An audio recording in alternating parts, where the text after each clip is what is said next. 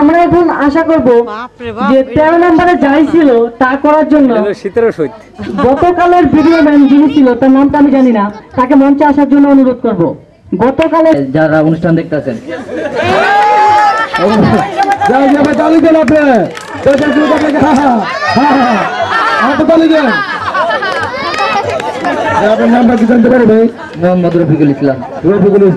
জানি যে টিভিতে দেখি অনেকেই অ্যাকচুয়ালি অভিনয় দেখি, আর অনেকে অভিনয় করে সেটা হচ্ছে প্রকাশ্য, বোবা কেউ কখনো অভিনয় করে না, যদিও করে কম করে।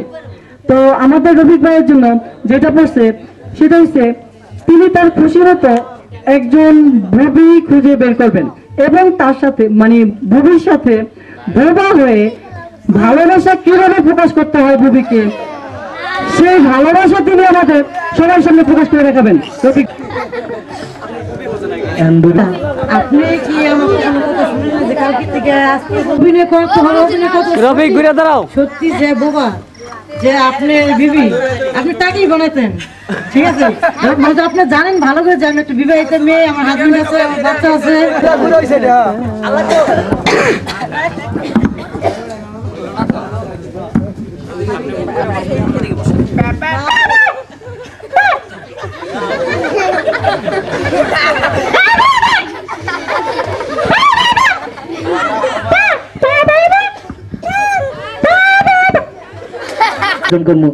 বিদেশ যাবো, ঠিক আছে?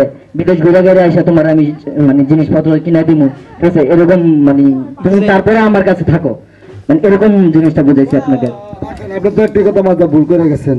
যখন সে আপনাকে বলেছে আপনার লোক ছোট, তখন আমি কি বল তখন বললাম যে আমাকে আমি তো নিজে তৈরি হয়নি, আল্লাহ বানাইছে আমারও, যেহেতু তুমি রাজি হয়ে যাও, তোমার রাজি হলে আমার